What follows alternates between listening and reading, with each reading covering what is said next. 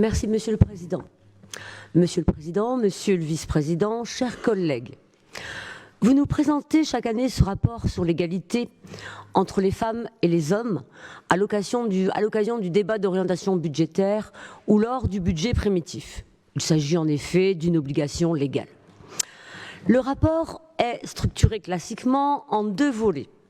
Le premier concerne les ressources humaines de la collectivité et la situation en matière d'égalité professionnelle.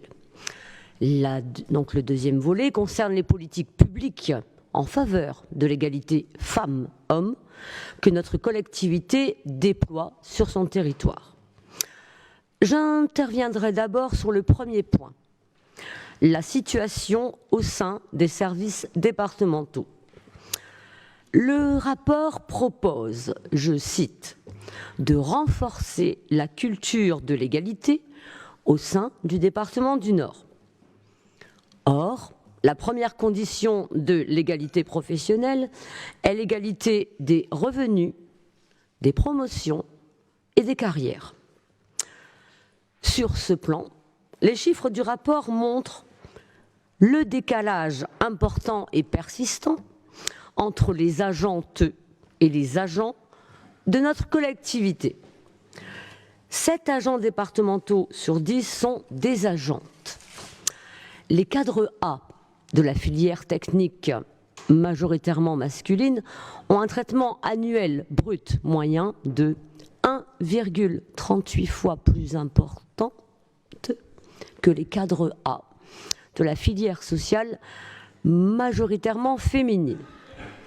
Le taux de promotion chez les hommes est de 3,5%, chez les femmes 1,34%. Donc il reste encore un petit chemin ou un grand chemin à parcourir dans notre collectivité avant d'atteindre une certaine forme d'égalité professionnelle. Concernant maintenant les politiques publiques mises en œuvre et conduites par les services départementaux, j'aurai quelques petites observations. La première concerne la construction d'un véritable budget pour l'égalité homme-femme, femme-homme. En effet, le document ne permet pas encore d'identifier un budget dédié. Les fonds alloués aux actions sont gérés indépendamment par chaque direction et ventilés sur des actions spécifiques. La problématique de l'égalité femmes-hommes n'est pas encore véritablement tout à fait intégrée dans le budget. Ma deuxième remarque, écoutez bien, Monsieur le Président, concerne la communication autour de ce rapport pour l'égalité.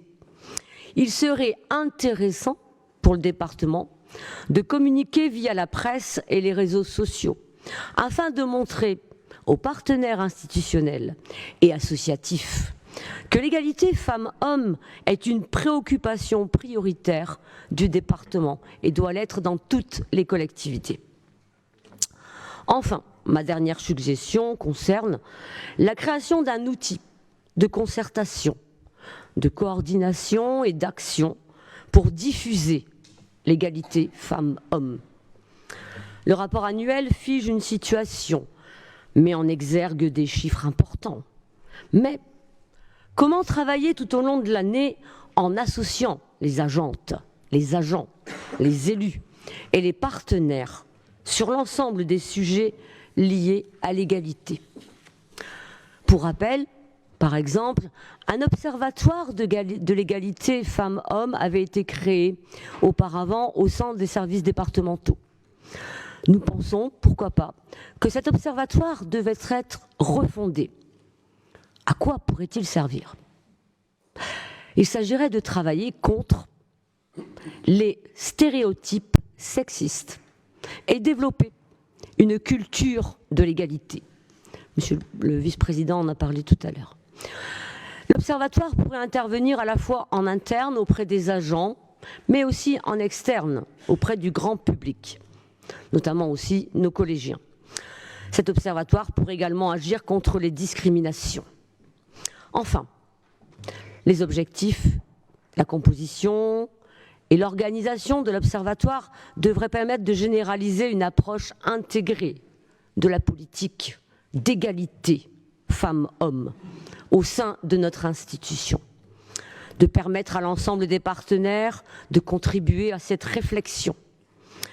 La gouvernance de l'Observatoire pourrait associer à parité des élus de la majorité et de l'opposition, des représentants de l'administration et des organisations syndicales.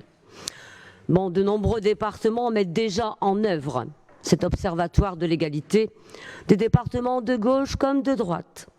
Il nous semble important que le Nord puisse leur emboîter le pas et créer aussi un observatoire.